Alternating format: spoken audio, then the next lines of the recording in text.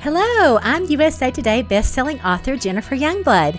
Thanks for joining me for One Chapter a Day, The Clean Romance Way. Today, I'm going to be reading Chapter 15 of The Cowboy and the Billionaire's Daughter. Take a second to like this video and subscribe to my channel. That way you'll get the latest updates on my videos. So, okay, there's nothing like a family dinner, especially when that dinner includes an uninvited guest. I'm excited to read this one to y'all. Ooh, lots of fireworks. Okay, Chapter 15. Do I need to use my prodding stick? Go on in. Remember what I told you. You're now a part of this family and you need to hold your own. Don't let them intimidate you. Brooke gave Myrna an appreciative smile. It was nice to know she had at least one person in her corner, especially after the blow-up with Nash. They'd waited out the storm in gloomy silence and then rode back without saying as much as a word to each other. Several times she had glanced in Nash's direction, but his jaw was set in stone, his eyes fixed straight ahead. They had said terrible things to each other, and she feared there would be zero hope of mending fences. Her thoughts were jolted back to the present. The notion of spending an evening making small talk with Nash's family turned her insides in knots. "Show 'em what you're made of," Myrna said, pumping her fist. When she turned to leave, Brooke caught hold of her arm, panicked. "Wait! You're coming with me, aren't you?" "Yes, I'll be in directly." A wry smile formed on her lips. "Dinner's not going to serve itself. I'll help," she grunted. "Nice try, but I don't think so." Brooke thrust out her lower lip. "So you're throwing me to the wolves then?" Myrna chuckled. "That's a bit of an exaggeration." "Oh, no, it's not. Cynthia hates me." "Well, if I were you, I wouldn't give a flying flip what that woman thinks." "You don't like her either?" The knowledge was comforting. She wasn't alone in her feelings. Myrna's lips formed a tight line. "Let's put it this way. If that sanctimonious woman and I were left in the same room together for too long, only one of us would come out alive." Brooke giggled, releasing some of the tension. "I knew I liked you." Yeah, I like you too. Enough talk. Go!" She practically pushed Brooke into the room. The conversation stopped as all eyes turned to her. She did the only thing she knew how to do, which was to plaster on her "I'm better than you" smile and saunter over to an empty chair directly across the table from Nash. One by one, she made eye contact with everyone present, starting with Luther, then going to Cynthia, Carlos, and finally to Nash. She could feel the heat of Nash's glare even from across the table. Anger smoldered over her. If her daddy were here, she'd give him a piece of her mind for putting her in this intolerable situation. She was starting to think that no amount of money was worth this. Luther was the first to speak. His voice reeked of forced politeness. "How was your day?" "Well, I'm still on this side of the dirt, so that's a plus." Her voice sounded too cheery and forced in her own ears, but she forged ahead, determined to show them she could hold her own. "Really? What happened? You seemed perfectly fine this morning." This came from Cynthia, who leaned forward in her seat, a cynical expression on her face. "Well, for starters, Carlos was kind enough to give me some writing tips, for which I'm truly grateful." She smiled, letting him know that she genuinely meant it. He acknowledged the compliment with a nod, but looked uncomfortable, as if he didn't like the attention being drawn to him. "And then Nash and I rode out to check on the broken fence. We got caught in the storm and had to take shelter in the hay storage building. It was so much fun getting caught up on old times," she said sweetly, flashing him an intimate smile that made his face go black. She turned to Luther. "You should be proud of your son. He's such a gentleman." She was slathering it on a little thick, but she couldn't seem to help herself. "Well, I am proud of him," Luther said. He looked across the table at Nash, and there was such a pure look of sincerity on his face that it made Brooke feel ashamed for being so catty and superficial. What she would give to have her daddy look at her that way.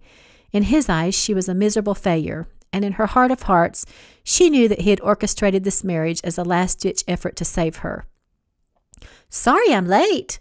A pretty brunette floated into the room like a pixie gracing them with her presence as she planted a kiss on Cynthia's cheek. She gave Luther a tight hug before choosing the empty seat beside Nash. Luther did the introductions. "Shauna, I don't believe you've met Brooke." Shauna turned to Brooke. "Nice to meet you," she said pleasantly.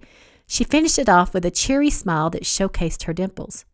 Brooke looked her over, stylishly dressed, wispy hair, almond-shaped brown eyes, The recognition that dawned was a slap in the face. It was the girl who had barged into her private restroom right before the wedding. She arched an eyebrow.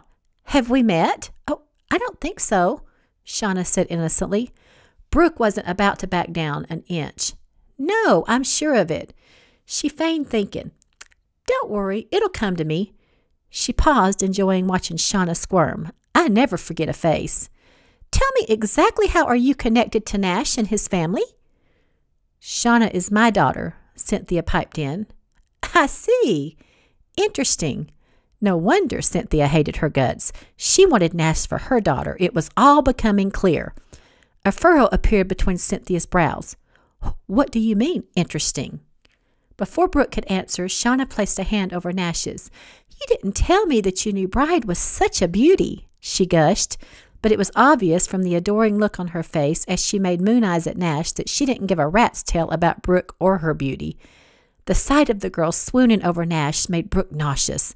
On instinct, her claws came out full force, and a lifetime spent in the cat-fighting world of high society took over. The words came out almost before her mind realized what she was saying. "I'm not sure if I should be thanking you or slapping you, seeing as how you have your hand over my husband's." Shauna quickly withdrew her hand, her face paling. Cynthia gasped. "Brooke, that's enough," Nash muttered through clenched teeth. "So I'm just supposed to sit here like a mute while she throws herself at you?" Emotion clogged her throat. "I don't think so. You may not give a hoot about me, but you're going to show me the respect I deserve. Like it or not, for the next 18 months, I'm your wife." "We're not doing this here," he said, fighting to keep his voice even. They eyed one another for a long, challenging moment. "Whatever you say, dear," she finally said, flashing a dazzling smile even though she felt absolutely miserable. She could feel the heat of Nash's perceptive eyes scorching over her. It was like he somehow knew that her snub-the-world attitude was a mask, the one she wore to hide her insecurities and fears. Deep down she was a mess, and he knew it. Somehow that made all of this even worse. Nash knew who she was underneath the facade, which made his rejection all the more cutting. Guilt pummeled over her when she saw Luther's face. It was beet red, and she feared he might have a heart attack.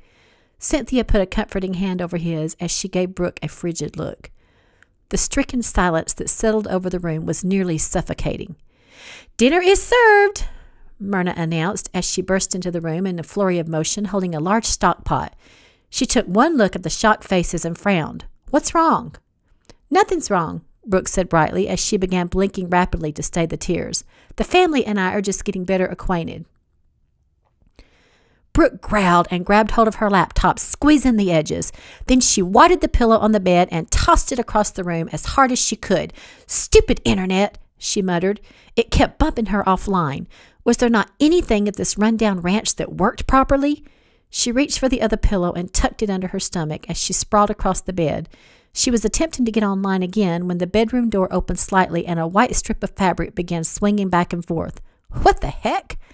The door opened wider and Nash stepped through holding a wooden dowel with the fabric attached on the end. He was waving it back and forth like a flag. She sat up frowning. "What are you doing?" "What does it look like?" He gave her a tentative look. "Surrendering." "You surrendering?" She sat up and crossed her arms over her chest. "What's the catch?" He sat down on the edge of the bed. "Look, I know this hasn't been easy for you." He paused, gathering his thoughts. "The ranch is a completely different world from the one you came from." A crooked smile spread over his lips. "And I know how you feel about cowboys." "Really?" She tilted her head. "What do you mean?" "Well, you raked Bobby over the coals for wearing his hats and boots to the reception." "Well, yeah, what does that have to do with cowboys?" His brows knitted. "You really are confusing sometimes." She laughed humorously. "I'm confusing? That's rich coming from the most confusing man on the planet." Wariness crept into his eyes. "What do you mean?" "Well, I guess I just don't understand you." "Meaning?" "Meaning I can't believe you would let a little thing like me getting takeout with a high school friend wreck our relationship. And to add insult to injury, you never even gave me a chance to defend myself. You just disappeared, leaving me to pick up the pieces." His jaw tightened, and he rubbed a hand through his hair. "Yeah, that's what I want to talk to you about." "I'm listening." She leaned forward, her interest piqued, and yet she half dreaded what he was going to say. The problem with us is that we have all of this unsettled history between us. We keep dredging up the past and focusing on the injustices we've done to each other, when what we should be doing is starting fresh. Yeah, well, that's easier said than done, she sniffed. He looked thoughtful. Not necessarily. What do you mean? Let's stop focusing on the past and concentrate on the here and now. We can start fresh right now. We both have something to gain from this arrangement, and it's in our best interest to make it work. You mean we both benefit financially? She hated the analytical way he was laying everything out, as if her feelings didn't matter. Yeah, he shifted uncomfortably. And if we're lucky, we might just come out of this as friends. He gave her a hopeful smile. We started out that way. With a little effort, we can get there again. A bitter disappointment settled over her as she processed what he was saying. Was this his way of telling her that it was over between them? He reached for her hand. I'm sorry we got off on the wrong foot. We can make this work. We just have to have mutual respect for each other. There was a hopeful look on his face as he waited for her response. She removed her hand from his. Mutual respect, huh? He nodded. It's in all of our best interest. Annoyance flashed over her as she caught the meaning of his words. You mean it's in the best interest of Cynthia and your dad if we get along? Well, yeah, this is their home, and they don't deserve to have it turned into a war zone. Her first inclination was to lash out at him, but she was tired of fighting, and she certainly didn't want to push Luther over the edge and cause him to have a heart attack. She'd gotten a glimpse tonight of how easily that could happen. I get where you're coming from, she said woodenly. I'll try not to have any more outbursts at the dinner table.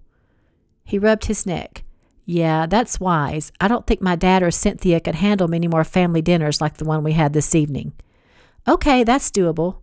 She gave him a hard look. Provided that you don't parade your girlfriend in front of me. He laughed nervously. You certainly went on the rampage. That was a little extreme, even for you. She arched an eyebrow as the familiar anger swelled. Even for me? Exactly what are you insinuating? He shook his head, laughing. Not a dang thing. It doesn't take much to get a rise out of you. She was not amused. She just sat there glaring at him as a ghost of a smile flitted over his face. What? She demanded. Nothing.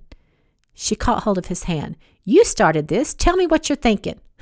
I have to admit, I thought it was kind of cute that you got so jealous of Shauna. Her eyes flew open wide. I wasn't jealous. You were. Well, she started the whole thing. All she did was pay you a compliment and you went berserk. No, that's not what happened at all. He gave her a doubtful look. Yesterday, as I was getting ready for the wedding, she barged into my private restroom and threatened me. She told me that you belonged to her and I'd better stay away. His jaw went slack and she could see the confusion swirling over him. No, Shauna wouldn't do that. She did. And then she had the nerve to sit there and act like we'd never met. She looked him in the eye. I promise you, Nash, that's exactly what happened. The lines around his lips grew strained. I had no idea. I'm sorry I didn't realize. No wonder you went on the rampage. If a guy had done me that way, I would have decked him. He proved that last night at the reception when he did just that to the scoundrel who tried to attack her. I should have decked her, she muttered. Silence settled between them until she finally spoke. So, where do we go from here? His eyes went soft around the edges as he smiled. Friends? Her heart melted and she felt the same connection with him that she'd felt when she stepped up to the altar.